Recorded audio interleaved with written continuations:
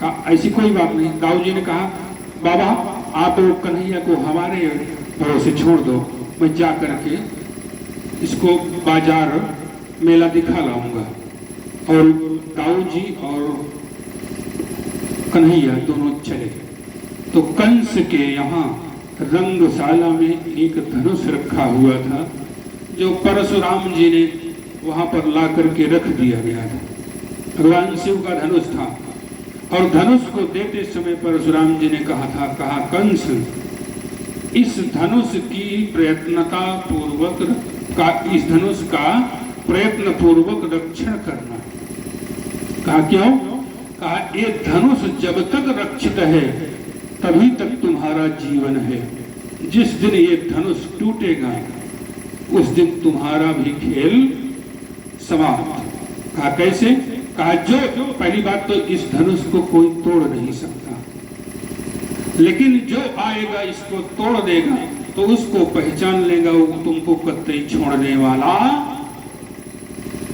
और भगवान पहुंचे रंगमंच में, धनुष को देखा और उठा करके अनायास ही तोड़ दिया। और तोड़ा तो भयंकर ध्वनि हुई। भयंकर ध्वनि होने के साथ साथ पूरे, और कंस जैसे ही धनुष टूटने की ध्वनि सुनता है कंस गिर पड़ता है। अब कंस ने कुछ पहलवानों को बुलवाया, कहा इन बालकों को बुलाओ। कुछ अपने यहाँ व्यवस्था किया। एक हाथी रखा था कुवल या पीड़ नाम का, और सल तोसल चाणूर मुष्टिक कूट इत्यादि नाम के पहलवानों को बुला करके अपने यहाँ कि किसी प्रकार की कोई दिक्कत, क्योंकि कंस भगवान से डरता भी बहुत है। कंस ने ऐसा ऊंचा आसन बनवाया है कि जहां जल्दी कोई चढ़ ना सके। इस प्रकार से व्यवस्था किया। भगवान शाम को लौट करके आए और प्रातः काल जब हुआ तो भगवान फिर बाजार की ओर चले। और जैसे ही बाजार की ओर चलते हैं भगवान ने देखा तो एक रजक कपड़ा धोने वाला कपड़े लेकर के, कंस के कपड़े लेकर के जा रहा था। भगवान ने देखा, कहा मामा जी राम राम। कहा मूर्ख कहीं का, मैं तेरा मामा कैसे हो गया? अरे कहा मैं जो मामा के यहाँ जितने भी लोग हो सब मामा। कहा कैसे? कहा जो यहाँ के महाराज है ना कंस, वो हमारे मामा जी हैं।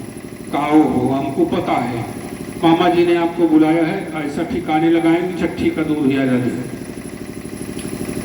भगवान ने कहा सुनो, ये वस्त्र लिए हो इसमें से कुछ हमको भी दे दो। धोबी ने कहा गंवार ग्वाले कहीं के, ये वस्त्र तुम्हारे लायक है, ये महाराज कंस का वस्त्र है, ये तुम्हारे लायक नहीं है। और तब तक भगवान से विवाद बढ़ा तो भगवान ने एक थप्पड़ धोबी को दिया तो सिर कट के उसका जमीन में। धोबी हुआ गोविंदाय नमो नमः। भगवान ने अब जितने भी ब्रजवासी थे सभी को कपड़े दिए। तो कपड़े जब कंस के कपड़े, अब कंस मोटा ताजा हट्टा कट्टा 1 कुंटल 6 किलो का, अब ब्रजवासी छोटे छोटे दुबले पतले बेचारे। अब जब वो कंस के वस्त्र को पहने तो वहां से जो है सफाई अभियान अपने आप ही चालू हो गया। झाड़ू लगाने की कोई जरूरत ही नहीं।